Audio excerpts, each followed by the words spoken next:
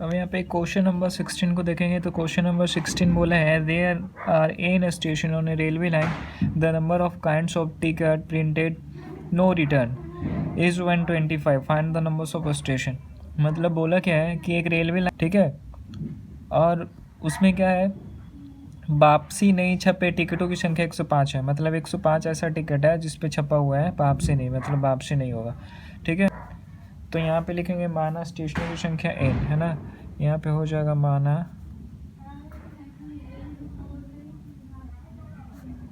स्टेशनों की संख्या इक्वल टू n। अब इसके बाद क्या लिखेंगे, वापसी नहीं की बात कही है, अतः किन्हीं दो स्टेशनों के चुनाव से क्या होगा, एक ही टिकट बनेगा। इसी प्रकार टिकटों की संख्या क्या हो जाएगा, टिकटों C2 है ना, NC2। तो 1 में NC2 से मल्टीप्लाई करेंगे तो NC2 ही रहेगा, है ना। तो NC2। अब यहाँ पे क्या करेंगे, चूँकि क्या है NC2 इक्वल टू, यहाँ पे क्वेश्चन में दिया हुआ कितना total number of ticket printed कितना 105, तो NC2 इक्वल टू 105 ले लेंगे, ठीक है। अब इसको सोल्व कर दीजिए। तो NC2 तो इसका फार्मूला क्या होता है पता ही है, कम्बिनेशन का फार्मूला क्या होता है, तो n का फैक्टोरियल होता है ना, तो n का फैक्टोरियल और n-2 का फैक्टोरियल हो जाएगा, और ये 2 का फैक्टोरियल हो जाएगा इक्वल टू 105।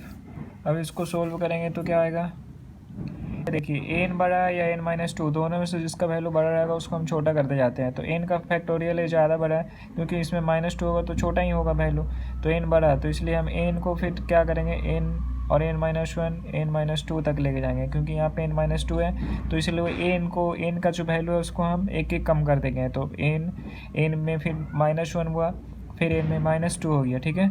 और यहाँ पे क्या किया, लास्ट में फैक्टोरियल लगा दिए, क्योंकि यहाँ पे भी n-2 का फैक्टोरियल है और यहाँ पे 2 का फैक्टोरियल है, तो इसको कैसे लिखेंगे, तो 2 × 1 लिखेंगे, है ना। और n का -2 का फैक्टोरियल इसलिए लगा कर स्टॉप कहते हैं क्योंकि यहाँ पे भी n-2 का फैक्टोरियल है, तो इससे ये कैंसिल हो जाएगा, ठीक है। तो अब बचा क्या, ऊपर में n और n-1 बचा है, इक्वल टू कितना है 105, और a जो है इसको फिर इससे क्रॉस मल्टीप्लाई हो जाएगा, तो यहाँ पे 2 × 1 ये भी मल्टीप्लाई में आ जाएगा। अब इसके बाद क्या होगा, n और n-1 इक्वल टू, ये सभी को मल्टीप्लाई कर देंगे तो 210 आ जाएगा। अब इसके बाद क्या करेंगे, n-1 इक्वल टू, अब यहाँ पे देखिए इधर दो टर्म है, पहला term n, second term n-1, तो 210 को भी हम दो टर्म में ऐसा लिखेंगे, है ना। तो जैसे यहाँ पे कितना 15 × 40 लिखेंगे तो 210 आ जाएगा, है ना। तो यहाँ पे लिख देंगे 15 × 40।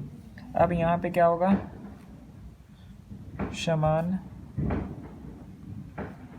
पदों की तुलना करने पे, है ना, तो इधर का फर्स्ट टर्म और इधर का फर्स्ट टर्म ले लेंगे, यानी कि n इक्वल टू 15, ये क्या आ गया, आंसर आ गया, ठीक है। इसके बाद क्वेश्चन नंबर 17 को देखेंगे तो क्वेश्चन नंबर 17 बोला है to fill 12 vacancies there are 25 candidates of which 5 are from schedule caste, है ना। If 3 of the vacancies are reserved for the scheduled caste candidate while the rest are open to all, find the numbers of ways in which the selection can be made। मतलब बोला क्या है कि यहाँ पे 12 vacancy है total, है ना, 12 रिक्त स्थान है जिसको भरना है ना, और टोटल नंबर ऑफ कैंडिडेट कितना है, तो 25 उम्मीदवार है, जिसमें 5 जो है अनुसूचित जाति के हैं। यदि जो 3 स्थान है, जो 25 वैकेंसी में 3 स्थान जो है ना, जो 12 स्थान है, रिक्त स्थान है, उसमें जो 3 स्थान है वो अनुसूचित जाति के लिए सुरक्षित है, रिजर्व्ड है ना। तो बाकी का जो भी स्थान है वो मतलब समान जाति के लिए है, ठीक है। तो चुनाव करने का तरीका को बताया, ठीक है। तो यहाँ पे सबसे पहले हम क्या करेंगे कि नंबर ऑफ ब्लैंक सीट लिख देंगे, है ना। तो यहाँ पे लिख देंगे नंबर ऑफ ब्लैंक सीट, यानी कि खाली स्थानों की संख्या कितना, 12, ठीक है। अब इसके बाद हम क्या लिखेंगे, number of candidate,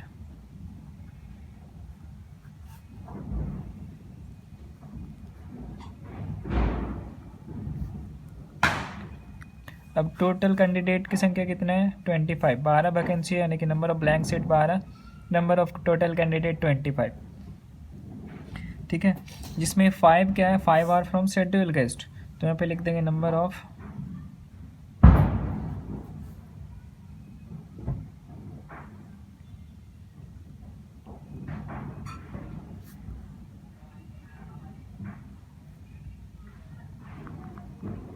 schedule guest candidate कितना, 5 है ना, ठीक है। नंबर ऑफ शेड्यूल गेस्ट कितना हो गया, 5।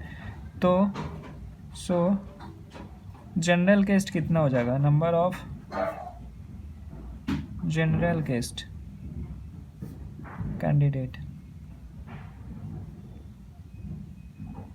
तो जनरल गेस्ट वाला कितना कैंडिडेट हो जाएगा, तो टोटल तो 25 कैंडिडेट है, तो 25 में 5 तो शेड्यूल वाला है, तो बाकी जो बचेगा यानी कि 25 माइनस 5 20, यानी कि 20 का आ गया जनरल गेस्ट, ठीक है। तो यहाँ पे क्या करेंगे, एक फॉर्मेट बना लेंगे जिसमें एक शेड्यूल गेस्ट का फॉर्मेट, एक जनरल गेस्ट का और एक नंबर ऑफ सिलेक्शन, 3 कैटेगरी बना लेंगे। तो यहाँ पे शेड्यूल गेस्ट यानी कि कम से कम 3 जगह है, 3 स्थान है, और जो शेड्यूल के लिए फिक्स है, यानी कि 3 स्थान पे शेड्यूल गेस्ट जाएगा ही, है ना। तो यहाँ पे अगर शेड्यूल कास्ट को 3 लेते हैं, 3 से तो कम नहीं होगा, 3 से ज़्यादा हो सकता है, 3 भी हो सकता है, क्योंकि यहाँ पे मिनिमम, यहाँ पे total number of candidate schedule guest का कितना है, 5। तो 5 में से 3 को तो मिनिमम लेना ही है, क्योंकि 3 फिक्स है, तो इसलिए 3 तो हो सकता है मिनिमम, और 4 भी हो सकता है, और मैक्सिमम 5 भी हो सकता है, क्योंकि 5 कैंडिडेट है यहाँ पे शेड्यूल गेस्ट का। तो अगर 3 शेड्यूल गेस्ट का होगा तो जनरल गेस्ट का कितना कैंडिडेट को होगा, है ना, क्योंकि टोटल वैकेंसी कितना है, 12, है ना। तो यहाँ पे 3 शेड्यूल गेस्ट वाला को लेंगे तो 9 सीट बचेगा, तो 9 सीट पे क्या हो जाएगा, 9 सीट पे क्या होगा, जनरल गेस्ट वाला, है ना। तो यहाँ पे 9 सीट पे जनरल गेस्ट वाला होगा, और 3 शेड्यूल के लिए, तो 3 और 9 12 हो गया, टोटल 12 वैकेंसी तो है, ठीक है। और यहाँ पे नंबर ऑफ सिलेक्शन मेड में क्या लिखेंगे, यहाँ पे शेड्यूल गेस्ट कितना था, 5, तो 5 में सी कितने को चुनेंगे, 3 को, तो 5C3 हो गया। फिर मल्टीप्लाई कर देंगे, जनरल गेस्ट कितना है 20, तो 20 में कितने को चुनेंगे, 9 को, तो यहाँ पे 20C9, ठीक है। अगर शेड्यूल गेस्ट 4 ठो को चुन लेते हैं, 4 कैंडिडेट शेड्यूल गेस्ट वाला को चुन लेते हैं वैकेंसीज के लिए, तो जो जनरल गेस्ट वाला है वो कितना आएगा, तो 8 आएगा, ठीक है, क्योंकि यहाँ पे 4 है, यहाँ पे 8, तो 8 और 4 12, 8 4 12 होगा, और 12 सीट ही है, ठीक है। अभी यहाँ पे क्या करेंगे, शेड्यूल गेस्ट टोटल कितना है 5, तो 5 टोटल में से कितने को चुनेंगे, 4 को, तो 5C4 हो गया, और इंटू फिर लगा देंगे। जनरल गेस्ट कितना है टोटल 20, तो 20 में कितने को चुनेंगे, 8 को, तो 20C8 हो जाएगा। अगर शेड्यूल गेस्ट 5 है, 5 को हम चुन लेते हैं, तो जनरल गेस्ट कितना आएगा, ये 7 आएगा, है ना, क्योंकि 7 और 5 12 हो जाएगा, 12 सीट ही है, ठीक है।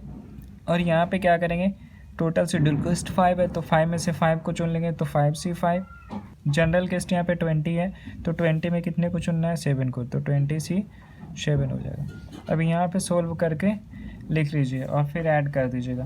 तो यहाँ पे सोल्व कर देते हैं, यहाँ पे 5C3 है ना, 5C3 इंटू 20C9,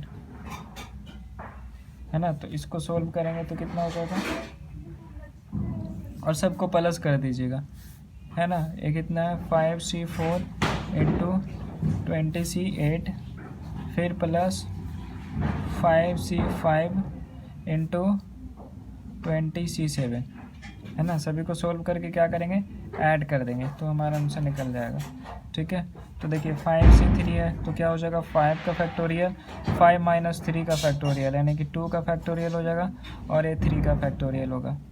फिर इंटू 20 है, तो 20 का फैक्टोरियल, 20 माइनस 9 11 का फैक्टोरियल, और ये हो जाएगा 9 का फैक्टोरियल। फिर प्लस 5C4, तो 5 का फैक्टोरियल, 5 माइनस 4 कितना हो जाएगा, 1 का फैक्टोरियल, और ये 4 है तो 4 का फैक्टोरियल। फिर इंटू कितना है 20, तो 20 का फैक्टोरियल, 20 माइनस 8 कितना हो जाएगा, 12 का फैक्टोरियल, और ये हो जाएगा 8 का फैक्टोरियल। प्लस 5C5 यानी कि 5 का फैक्टोरियल, 5 माइनस 5 यानी कि 0 का फैक्टोरियल, और ये 5 का फैक्टोरियल। फिर इंटू 20C7 है, तो 20 का फैक्टोरियल, 20 माइनस 7 कितना हो जाएगा, 13 का फैक्टोरियल, और 7 का फैक्टोरियल। अब इस सब को सोल्व, इतना ही आंसर लिख सकते हैं, सोल्व कीजिएगा तो बहुत लॉन्ग पड़ जाएगा, है ना। तो आप लोग चाहेंगे तो इससे सोल्व कर सकते हैं, ठीक है। सोल्व करने तो आता ही है ना। यहाँ पे आंसर लिख कर हम छोड़ दे रहे हैं।